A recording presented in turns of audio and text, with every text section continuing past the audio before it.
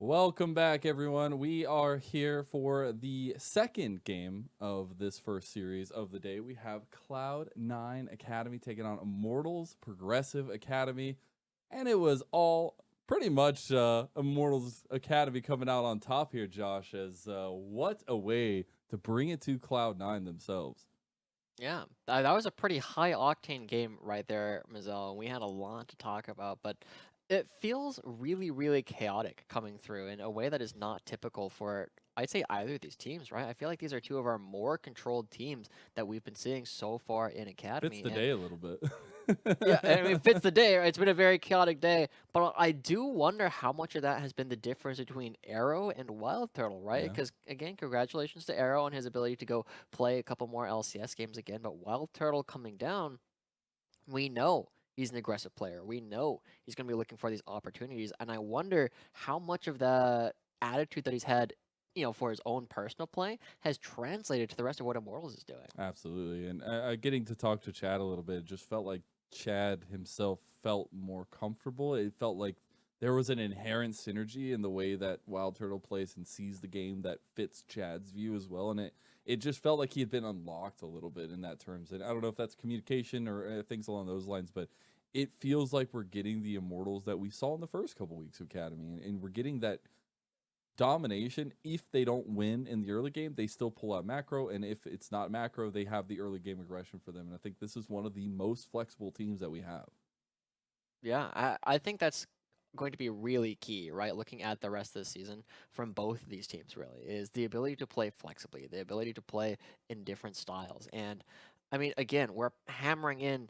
You are looking at your top six spot, and let's make sure we know what that means for everybody. If you are just watching now and haven't seen a whole lot of information about the upcoming Proving Grounds format, the top six teams from Academy are going to be your top six seeds in Proving Grounds. They are seeded directly into the double elimination bracket, whereas on we don't have We any don't Kingas, have Coach fortunately. Kiss. I'm sorry. Uh, We're not forgetting Coach Kiss. yeah, but our bottom four teams will have to play a sudden death single best of three in order to actually get into the double elimination bracket against some of our amateur teams. And that is, for teams who should be expected to win isn't the scariest thing for some of our academy teams. But if you look at the fact that they have to have a single best of three, where you can have a good day, you can have a bad day, that's a lot of pressure on a single series all at once, especially if you're not super comfortable with the way you've been playing so far. And the spiciness of some of those teams in amateur, man. It's Oh, you yeah. never know what could happen, and it's the beauty of it. But that's why these games and these series and this last week of Academy is so important to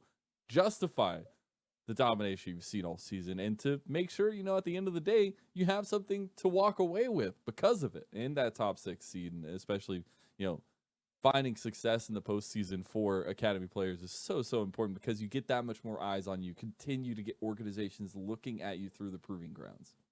Yeah, I mean it's much easier to look good when you're on a winning team, right? As long as you're doing good, like your numbers are going to be inflated, people will look at you and you have more freedom, right? Yeah. Copy going for some, pretty aggressive plays this time around on a rise, which is a champion that we've not necessarily seen him go for all of these aggressive dives in the past. So I like the fact that we're seeing these different experiments coming out from the Cloud9 roster, but we need to rein it in a little bit. This is a team that we praised for their early macro and their ability to play out the rest of the game relatively cleanly or at least controlled. We didn't see that this time. You did not. Well, you saw it to some extent, I guess, but it just didn't end up in winning out on anything. And I guess again, it's still looking at communication aspects and seeing a little bit of the different decisions being made on the Rift. Right, Malice obviously having a big onus to farm, but getting a lot of aggression out of the bottom lane in that last game where. I do feel like it was warranted to some extent. Leona, obviously, very, very forward thinking, as well as King having a lot of mobility on this area. But you saw how that came back to bite them a little bit, and in Yeah. terms of like the execution in the later game team fights. Yeah. And we'll see what happens, right? Because the game ends because one, Chad is playing Hecarim and is one of the few champions that can actually get to Zeri in the first place when she is in full kite mode. But two, King just backed in a spot where he did not know that he was safe Yeah. and ends up getting punished for it. And when you have a team composition with a Zeri on it, they are super pivotal to the way that your team is going to be playing out team fights. You know what the plan is. You're going to be kiting. You're trying to create a front line that Zeri can kite around. And when you are missing that linchpin of this composition, there's not a whole lot left for Cloud9 to try and do. So as we look towards the next game, Mazel, we do have a little bit of news. Cloud9 is going to remain on the blue side, and Immortals is going to remain on the red side. So do Cloud9, or are they going to prioritize the Zeri again, or are they going to instead try and pick up one of Malice's champions as their first pick? I guess that is the question we're going to have to find out. How many bans goes to the Malice pool this time around? Yeah. As I do here, we are ready for Champ Select for the second game of the day. And it's all about those jungle bans. See if Shyvana actually joins the table there, and maybe even if Zeri makes it through yet again after that first game. See, I was going to tell this to Mark earlier, but do you know what Udyr backwards is? What is it? That's right, it's Malice. And you know what Malice backwards is? I don't know if that's true. Well, do you know what? Okay, so Udyr, or Malice is Udyr backwards. But you know what Malice backwards is? It's Hecarim. You would think it would be Udyr, but no. It's just all about these champions that go really fast and chase people down. We are seeing the exact same bans coming through from the side of Immortals, with the Karthus and the Evelynn already taken off. If we stick with the same bans, it's probably going to be another Udyr. And this is where Cloud9 decide, do we want the Zeri? Do we want the Jinx? What do we actually want to pick up? Instead, they're going to ban Copies Rise. I still find it so interesting the amount of priority we're seeing on the bans towards the Caitlyn in A, and particularly in Academy itself, and seeing how it's kind of fallen off, at least in competitive play, a decent amount. Still seeing it take up like a prio ban in almost every single series is crazy to me. Rise is banned by Cloud9 this time, as Hecarim's still on the table, instantly locked in for Malice. Yeah, I wonder what this means for IMT, because I was kind of expecting this adaptation to come out from Cloud9 saying we don't want to push ourselves down another tier, but I expect this is going to be AD plus Yuumi, typically, because you don't want to give over Zeri Yuumi, you don't want to give over Hecarim Yuumi in this day and age, and Immortals played pretty well to it last time around. After a couple of early mishaps, Joey played the rest of the Yuumi game pretty cleanly, jumping off whenever he needed to get that little bit of extra shield and mana back. It's not the most high-octane champion in the world, but it does its job. It does. You know what else does its job? Is Jinx and Ahri. As they have, obviously, Jinx has been, I feel like 100% priority in every single region since the beginning of the season, but Ahri recently jumping into priority, being a huge mobility factor in the mid lane, but also having the engage with the charm is so interesting. As Cloud9 actually fall back to the Zeri again for King. Yeah, looking pretty similar so far, right? But pretty switching it up with the Ahri, a little bit more mid-game power, a little bit more ability to be proactive, but it does give over the Yuumi, and I said I was a little bit worried about this, right? And so we are going to have to see how Immortals want to punish it. That was a pretty fast Nautilus hover, trying to lock down the cat every single time it jumps off. And so as we get... Go ahead. You know, is nobody going to say anything about the pretty punt? Like, are we just going to keep walking away from it? I feel like somebody has to stand up for it. All right. Stand up for... What are we standing up for? Why, pretty puns. Calling you out. All right. They just come so naturally, man. It just comes with the name pretty, right? Again, you know, I've had this conversation before. Chad's real name is Maximilian. Pretty's real name is Prodromos. Those are both sick. We could just go by that.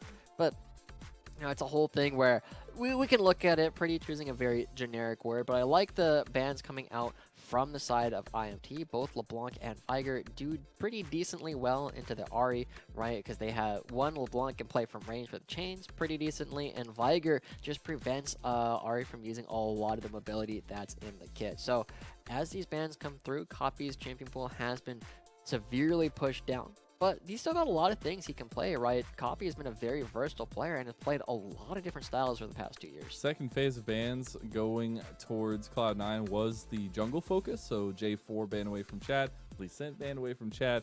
It was an almost instant lock into the Viego for Immortals Progressive, though. And that is, you know, tried and true comfort pick for Chad.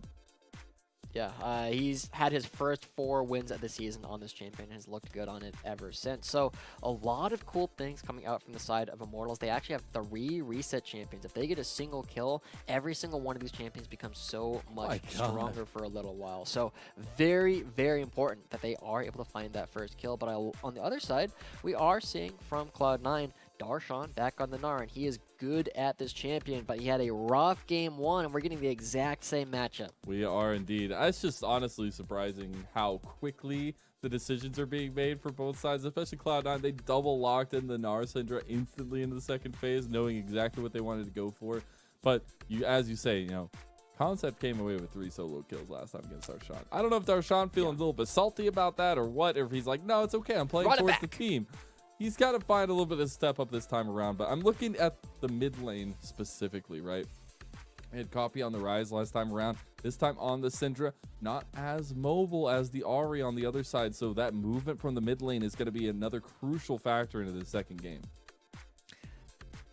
We've seen Pretty have some fantastic games on the Ahri.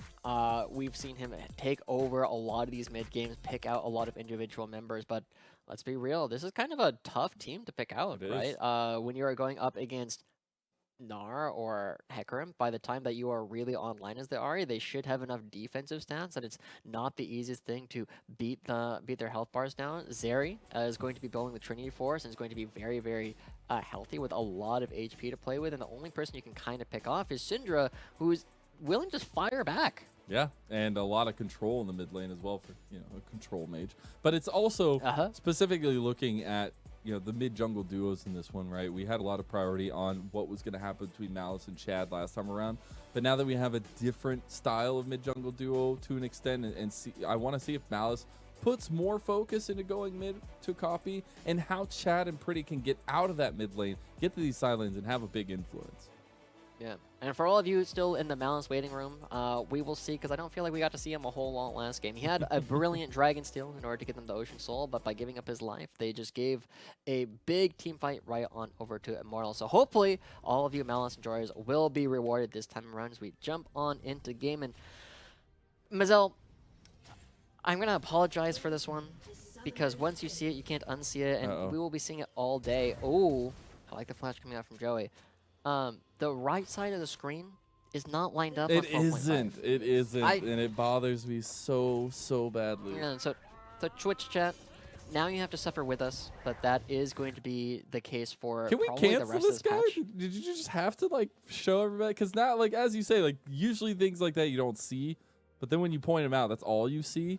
And now I can't stop looking at the right side of my screen. So Joshi, I don't know, man. I might have to talk to somebody about this. We'll see. We'll see if Kelsey is going to take a stand on this. But we do see this ward coming through. The experience going to be shared among 3, so it doesn't actually give them the level 2 this time around, and it will. It's not that impactful in the mid lane, but in the top lane, Concept would have absolutely loved that level 2 on the first wave, because it's already a pretty good matchup to start the game off, and it only really gets better for Wukong before it gets worse. So we will see lots of opportunities for Concept to continue bullying around Darshan, but he will get spotted out this time as Darshan does commit an early ward.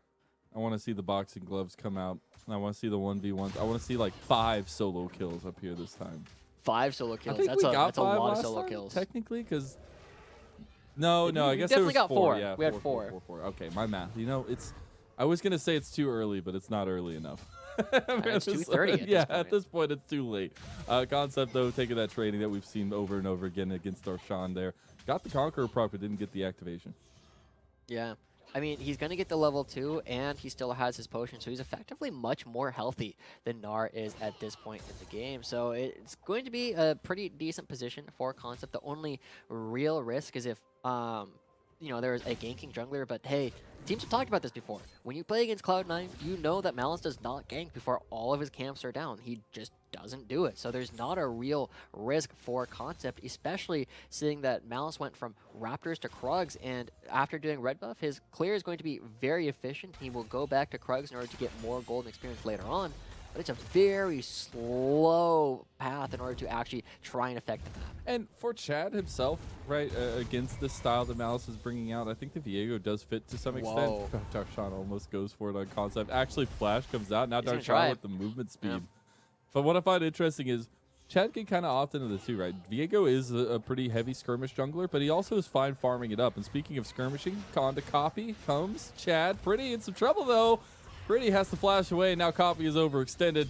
Should mean his life is forfeit to Chad and first blood to Immortals Progressive Academy. Good stuff coming up from Pretty, right? I love the fact that he's playing live. He knows that he doesn't need to be the star of every single play, and just by backing up means he's not in danger. But here we go. This is what Malice often punishes. He's level 4 to level 3. He is. We did see Chad pick up the Scuttle Crab, though. The charge is not available for Malice just yet. You have Darshan coming because of the priority in top lane. Now Chad is needed to circle back around to bottom, or towards his mid lane, as he actually gets away from that early gank. Does have to burn the flash, though. Yeah, but he also picks up the Scuttle Crab, so it's not all lost. Joey already up here, knowing he doesn't need to be anywhere else on the map. So this is a very different early game from what we saw last time around, right? Chad already getting that first blood. Concept losing out a little bit on these trades up against Darshan, who we already prided for his ability to create pressure in the top lane. But the rest of the map, kind of steady, as now we see an opportunity for Joey to go in, recognizes he got swept out by that ward, and might have to back up.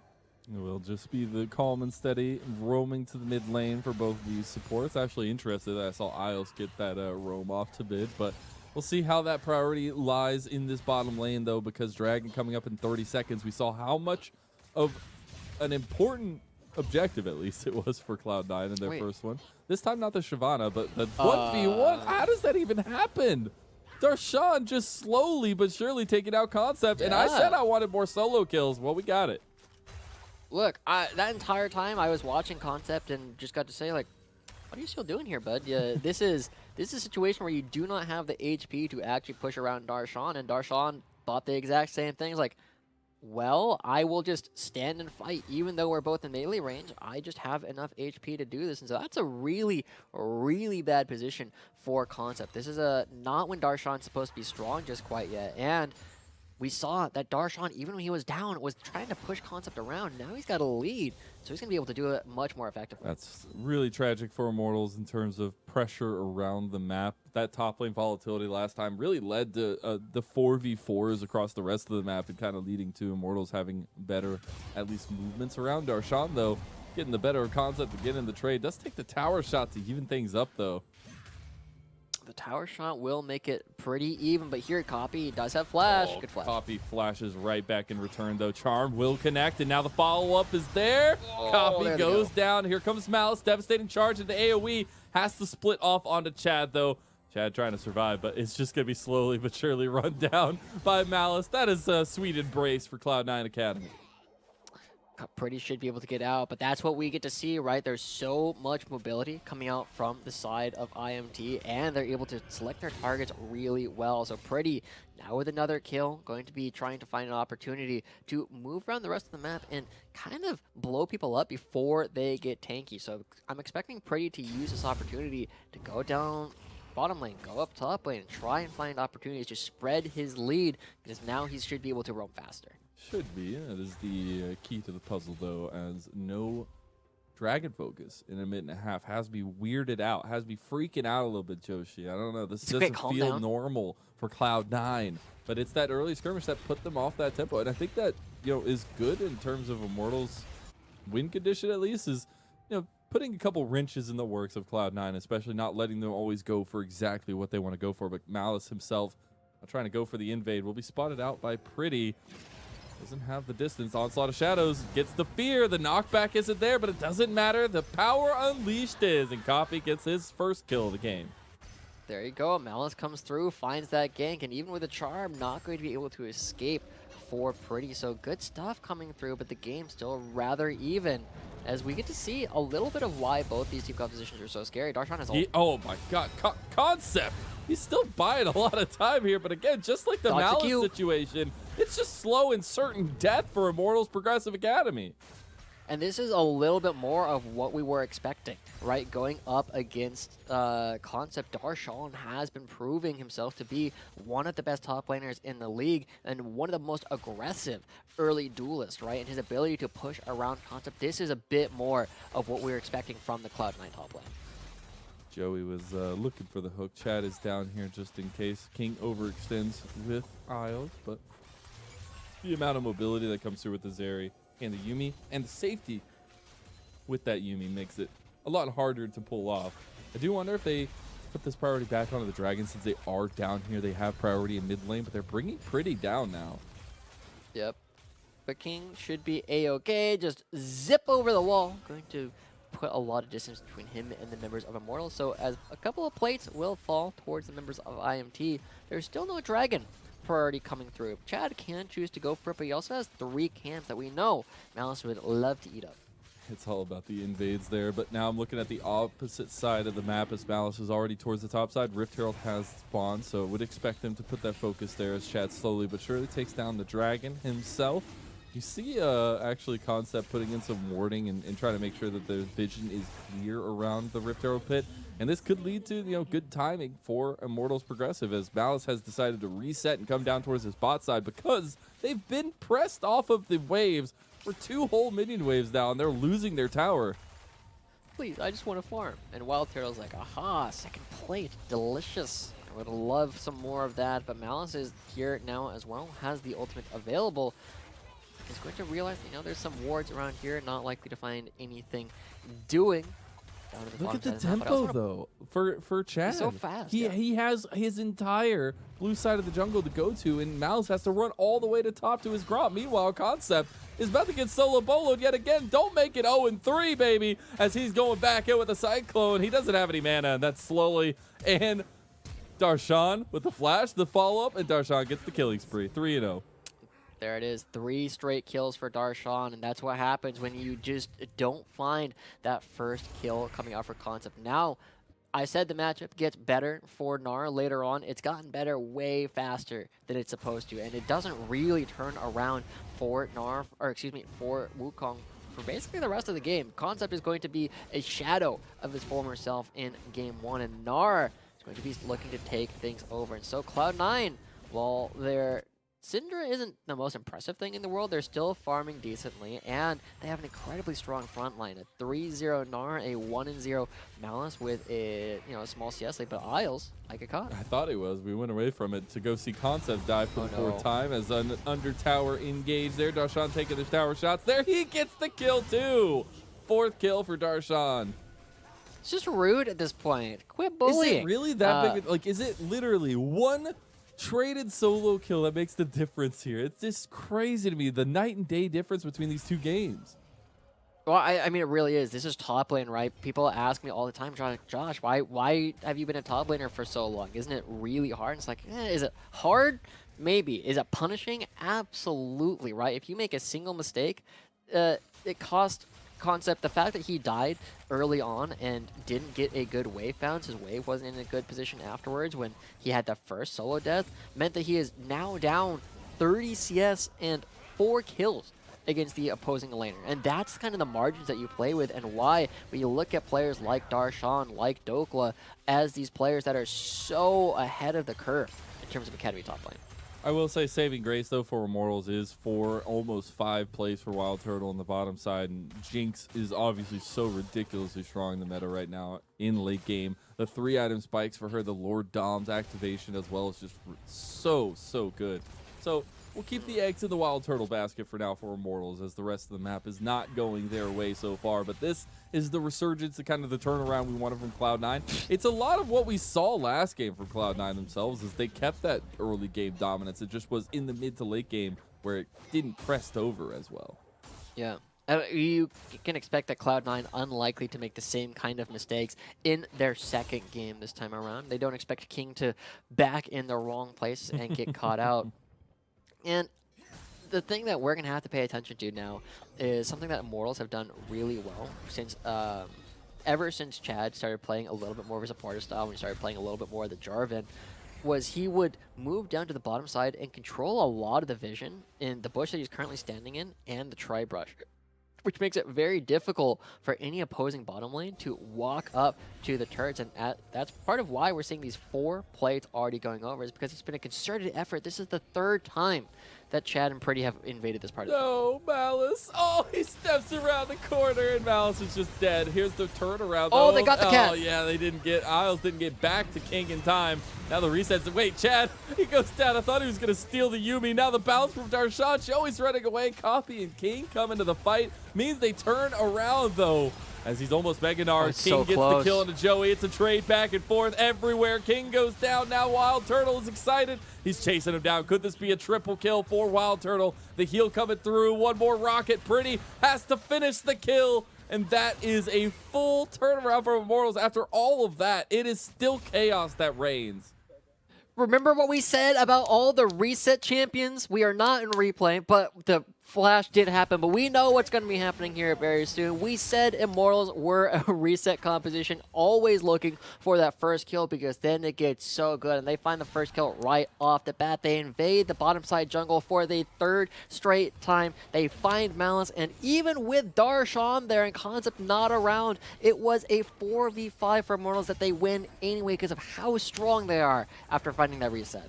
I just can't believe that we went from the original catch out of Malice to like trades back and forth to just constant fighting. We will finally get a replay of that fight, just kind of see how it all works out in the end, because Malice is the bane of the ire of Immortals. But that's the kind of play you need to get back in this game, right? They have taken the gold lead now for themselves. And it helps out Concept quite a bit as well, right? Even though he's not getting kills or assists, he recoups. He was down 30, 40 CS previously, but as we finally get the replay coming through, I mean, we get to see what happens. The only thing that is a bit tragic here is they take a little bit too long to kill Isles, and Wild Turtle hasn't quite reset. But after that, once Cloud9 separates themselves because King and Copy on the opposite side of the wall, they're able to focus down a single member, and once the rocket lands, and it didn't look like it was going to from my angle, but Immortals just beat everyone because their DPS is unchecked. Nobody is forcing them to pack up, and they're able to do DPS the entire time. That's just crazy to me. Now we're sitting at a point where Wild Turtle is online. You're getting 2 items now, working on the third for the Jinx, and the Runan's going to be huge for the team fights. And the fact that Immortals have been the one getting all the objectives. They're 2 dragons up now, right? They were able to secure the second dragon of the game for themselves. They have put on the pace that Cloud9 were putting on last game. Yeah, and we're also seeing that previously, I mean, Immortals won that when the sides were reversed. But we also have to point out, we're still on 12-4 for competitive, and that does mean that this whole breaker is still good for ranged champions, and Darshan is going to be incredibly difficult for Concept to deal with for a little while longer. But as the hook goes wide, Immortals will be able to take down another structure. If the mid lane goes down, it's going to be even easier for Chad and Pretty to open this up. Oh, we are in 12.5. Oh, then this item sucks. Oh no, Copy! And another solo bolo. No, Copy not able to turn it around. Pretty gets the kill. 3 now on the Ahri, and IMT pinging up towards his top side. Rift Herald being taken by Malice. This is going to be very difficult for Malice to try and finish. He had a Miracle Smite last time to win them the Ocean Soul, but there's a lot of IMT members here a bit faster than Cloud9. But IMT looking to seed it over. They don't want to deal with the Narshan. Yeah, and the Uni Hecarim combo. Backing out of that one as King makes his way up there as well. Looks like IMT just taking that time to get back into the priority in mid lane. Keep Concept up at the top side to try and farm as much as he can to get away from this Gnar. But maybe the Holt Breaker does make a difference if you have 4 kills. I don't know. Maybe the stats work out. The analysis works out, Joshi. Yeah. Well, it is going to be a great opportunity here for Cloud9, right? They are still remaining relatively close in gold.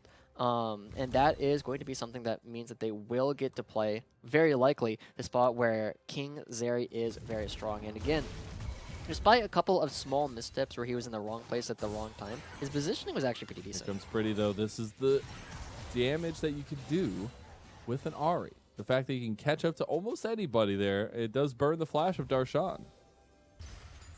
And that's one of the tough things, right? Even with the Hull Breaker, when all the extra resistances that it does provide, there is still a lot of damage coming through from Pretty. He is still very strong, and the thing is, as long as you have those dashes available for Pretty, you will always provide a threat to these squishy members for a little while longer, because they don't have a ton of HP yet, right? It is the Trinity Force, which gives you the extra ruby crystals, but it's not necessarily going to be the same as like the Immortal Shield Bow, which gives you even more effective HP off of your first item.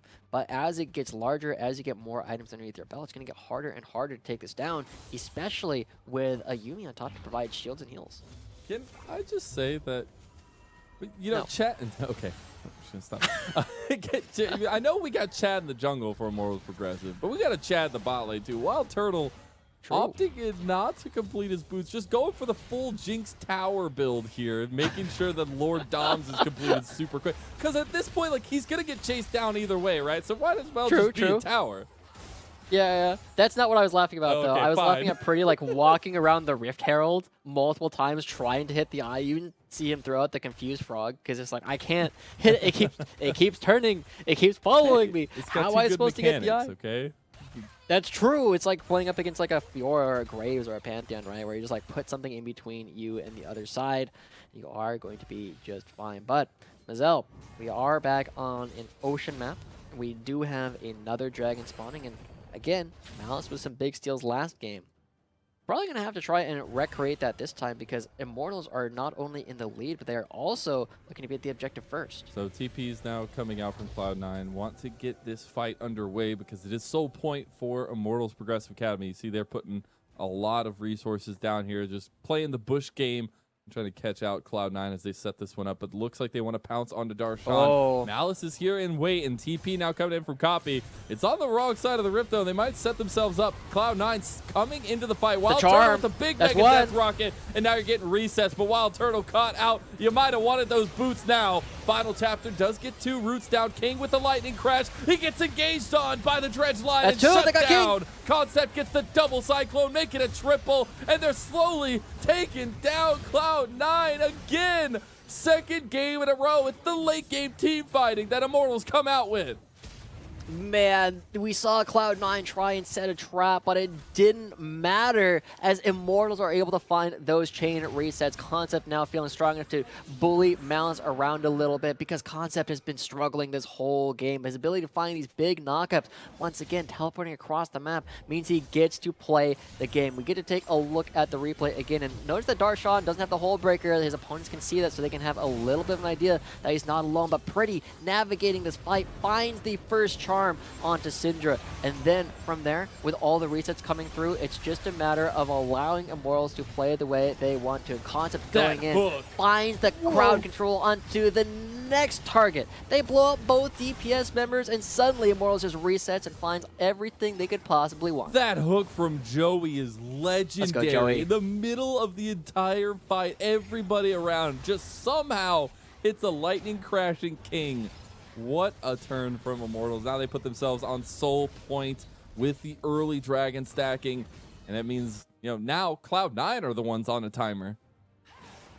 Okay, and we are going to get a confirmation that we are on 12.5, not 12.4 like I thought. So yeah, Hullbreaker sucks on Gnar, don't build it. But that's a different discussion. That is a situation where we are going to be watching Immortals have a lot of freedom now in this game because Pretty is super accelerated. Wild Turtle, despite being entirely abandoned and feeling a little bit lone and cold in that last fight, still very strong on 3 items as this Jinx. And the rest of Immortals, we're looking for something. Darshan still thinks he can take this 1v1. He's still feeling pretty confident. Oh no, Chad walking into Chad. Copy. Pretty. Oh, he does have the movement though. No, it's still Chad taking down with the shutdown to Malice.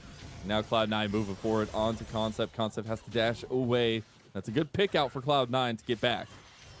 Yeah, I mean, Concept missing the ult entirely means that Darshan was free to walk away, and Chad must have thought there were fewer people. Oh, the charm doesn't connect now that Cloud9 see that. They can go right back in. Joey almost gets half his health bar in one combo.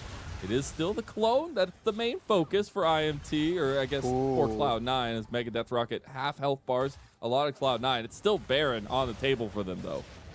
They're missing a lot of ultimates. In fact, they're missing every single ultimate for Immortals. I don't know if this is something they can really try and do, but maybe Pretty can find a pick. They don't really have anything to get into the pit with. Pretty just has the charm, does connect. Here comes Darshan. Mega Gnar ult back into the wall, and now it's coming down to the wire here, but Malice with the re-engage means that IMT are running for the hills. Concept tries to get back, tries to get a kill back, but can't do it. Pretty run down by the 4-legged horseman, and Cloud9 pick up a triple kill for Malice. Good stuff, but I mean, Darshan always got to be something you're going to respect. When you already get the 3 soul kills at the start of the game, you know that Darshan's going to have a good game. He's the one who actually gets the fight started, and now Cloud9, I mean, going up against Chad, there is an opportunity for a potential steal, but I don't think they're that worried about it, right? It's only one person. They can turn around and get him. Chad is walking up pretty confident here. Copy about half health now himself. Heartbreaker available. The resets are available for Chad, but Darshan with Isles going for it and has to use the Heartbreaker to get out from Chad. Baron still very healthy, and Copy can't really help anymore. Okay, I mean, that's an ultimate used from Isles. Joey is here, but where's the rest of the team? There are teleports on both Concept and Pretty. Man, this Baron is taking forever. It is, but now it's starting to burn down, and Cloud9 are going to be able to secure this one. About 1,500 health. Joey's in the pit just about, but secured by Malice. And now the escape route by Cloud9. Dredgeline does connect on Darshan. Darshan has to use the Mega Gnar. Yeah, I feel like he's used it like 20 times in this one fight. Mega Death Rocket gets the kill, though, and now Pretty is caught out, but tries to catch out Malice. Onslaught of Shadows comes out and gets him out, though. Yeah, because the fight goes on so long, ultimates come up during his second time, and Darshan's very, very sharp. We're going to see a replay of the last fight, right? And Darshan says, I'm tired of this. You guys get back here. Rolls them all up into perfect range for the rest of Cloud9. And again, with no ultimates, there's no mobility, there's no damage coming out from the Immortals side of the map. And so their gold lead has evaporated. It's less than 200 gold, less than 300 gold between the two teams at this point as we come back to live. But with 30 seconds, 37 seconds to be precise, we are at a spot where Cloud9 can turn things around. And man, this is looking so similar to our previous game. It really is. Everything's just reversed. Yeah, except the one thing staying in common is Immortals with some good late game teamfight mechanics, or at least mid-game teamfight mechanics. I was going to say priority in the bottom lane was a good thing for Immortals Academy. It looks like it's not going to be so this time, and Cloud9 do move through the mid lane. The trap is set by Immortals. They'll be spotted out, though, and Charm goes wide from Pretty. Okay, Concept 2 levels down. Even with the clone, takes a lot of damage off on that side. He's not super tanky with the Divine Sunder.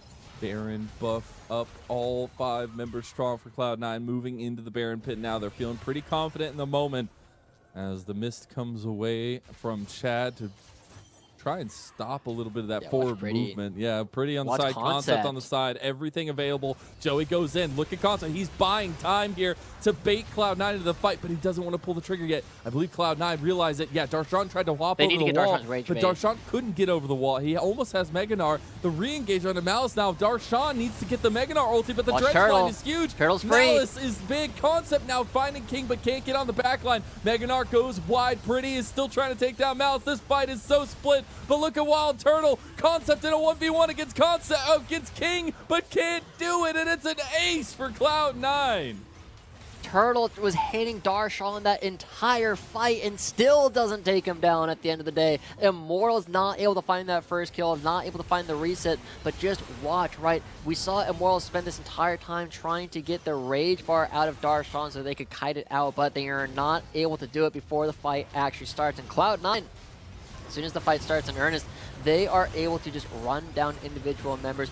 Malice right on in with the Yuumi on top of him, never at risk of dying. And with no resets coming through, both Chad and Wild Turtle, they try and take down Darshan. Pretty tries to take down Malice, but there's just not enough damage, it's not concentrated. And Cloud9 able to cleanly win the rest of that fight. The right side of the fight, very interesting. The left side, King taking on Concept in a 1v1. I can appreciate that as an ADC, but it's a good pull-apart fight from Cloud9. I think that's exactly what you need. And a lot of the abilities not landing, a lot of the cohesion not being there for Immortals Progressive.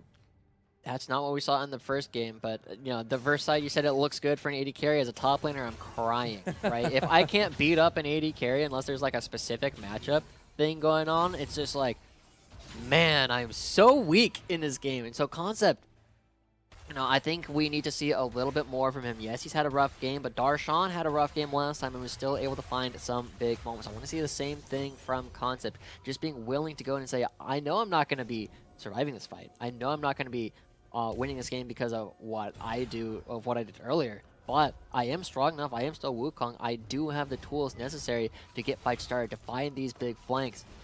And he just didn't pull the trigger. Yeah, that's what I was going to say. Is the flanks were there, right? You had Pretty on the side. You had Concept on the flank. But it was the lack of just go that there was from Immortals, because they were trying to bait out that Mega Gnar. They were trying to wait and see how they could buy some time in front of the pit. But in those kinds of situations, as you said, don't be worried about your life, worry about the team fight, and try to get in there, because they were all stacked up, and that Cyclone would have been huge. Oh. Immortals turn around. They don't know where enough members of Cloud9 are to think that Darshan is actually alone. So it is a position now where, again, very similar to what we saw last game, and the way that Immortals ended it was by finding King backing in the wrong place. And I can't imagine we're going to see the same thing in terms of ending this time around. Like, Wild Turtle just backing in perfect vision of the enemy team.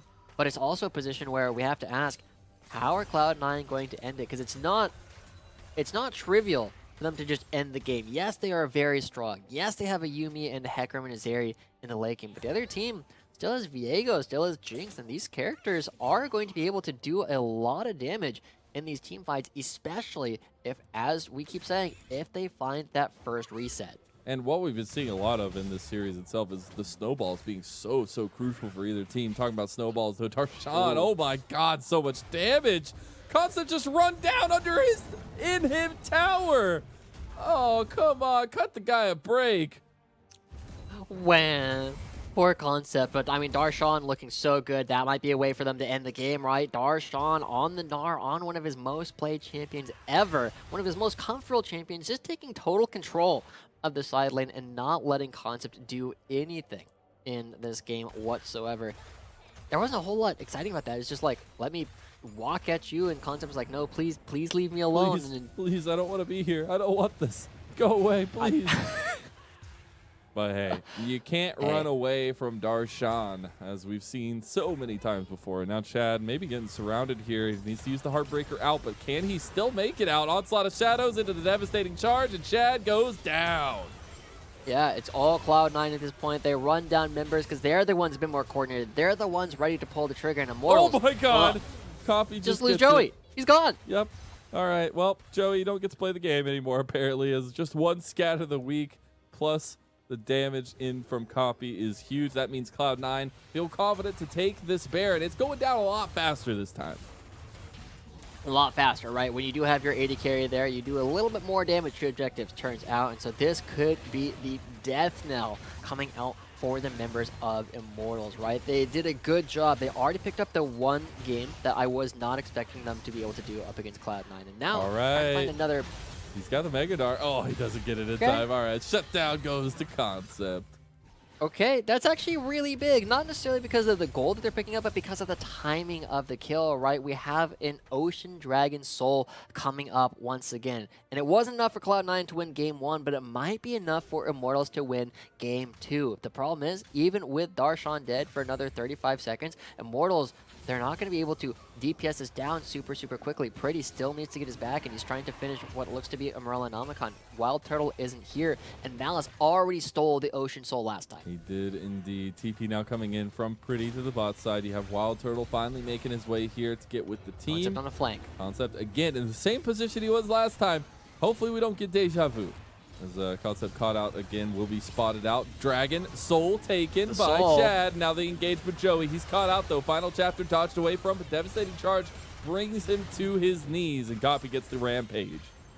Yeah, you see Immortals scattering because they don't want to take a fight up against Darshan, who is back alive, teleported to the mid lane.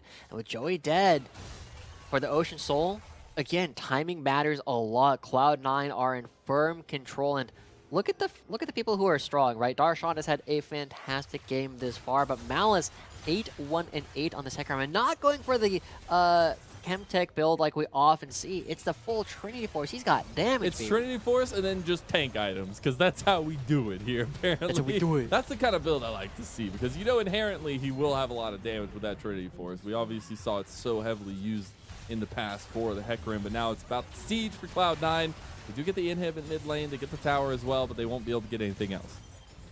Nothing else yet because they don't have waves, right? Look at how far back their top lane and their bottom lane are. And so Cloud9 is going to try to eat the jungle, take away resources from the members of Immortals. And they are, to their credit, up 8,000 gold. Let's not say that Immortals are suddenly back in this game just because the Ocean Soul is there, but it buys them time, right? And it buys them another win condition. In 4.5 minutes, Immortals can look to play for the Elder Dragon. And Immortals, we keep saying, they started today only one game ahead of everybody tied at 6th place. They do not want to have to play that extra sudden death round come Proving Grounds. And if they find another win here, I don't want to say it locks them in, because it mathematically doesn't, but realistically, if they can continue winning and the rest of the matches go kind of as expected, it might be enough. It might just be C9 have completely taken advantage of a tempo play here and take the inhib tower and bot lane. Freddy's not even here, so that's going to be another inhibitor going down. I mean, the wave was super far back. Doesn't look like IMT are going to be able to do a whole lot about it, and Cloud9 Now, looking good. Josh, now, serious question, all right? And this is where I need your big brain analytics. I need all the analysis you could possibly give me. If I don't get it anywhere else, I need it right here. You've seen my favorite animal is a cockapoo. No, that's not it. But good answer. You've seen Arcane, right? I have, yes. Okay. You know powder? You know powder? Yeah, okay. powder. Yeah. I know. Well, I know. I heckin' love Arcane. And I heckin' love Jinx. And Jinx now on 4 items has a stopwatch for Wild Turtle. The fact that it's Wild Turtle piloting this champion, it's all about the execution of the late game, man. I am looking for it. That is where all the eggs lie for Immortals. They've got to keep Wild Turtle alive and happy and vibing. Okay. I mean, they could try and find Malice, keep him dead and sad. Unfortunately, Immortals are going to have to back away from this one. They do not have concept. They will not be able to participate in this fight with all their members. And Joey going to try and find his way out of here. He's turned into a snowball, knot. though. Darshan has so much speed to catch up with Joey. Joey has to use everything he can to get out of there. So we'll see. As you said, right, Powder from Arcane is, in fact, the person on Immortals that we have to pay attention to. Pretty. Everfrost combo, Heartbreaker, but Darshan is tanky. He's still alive. The Force of Nature helping him out. Now Chad in some trouble himself, but Cloud9, they know what they came for, and it's the top tower. And they're trying to set the exact same trap, but the turret looking to be going down. Content desperately farming. He almost has it. He can't get it in time. Oh, they're so close. TP now in from Immortals. As Concept on the flank. They've already found Pretty, though. Meganar will miss. Double re-engage, though. Watch Turtle. That's one. Turtle is getting excited, but you've also got King firing away in the AoE fight here as well. Big scat of the week. Ultra Shock Laser will not connect, though, and Immortals have to back away. But that's third inhib going down. They're already losing their Nexus towers as well, and this could be all she wrote for game number 2 in a 1-1 series. Wild Turtle, though, was able to find the first reset. Now they're going to be able to clear out all of these minions.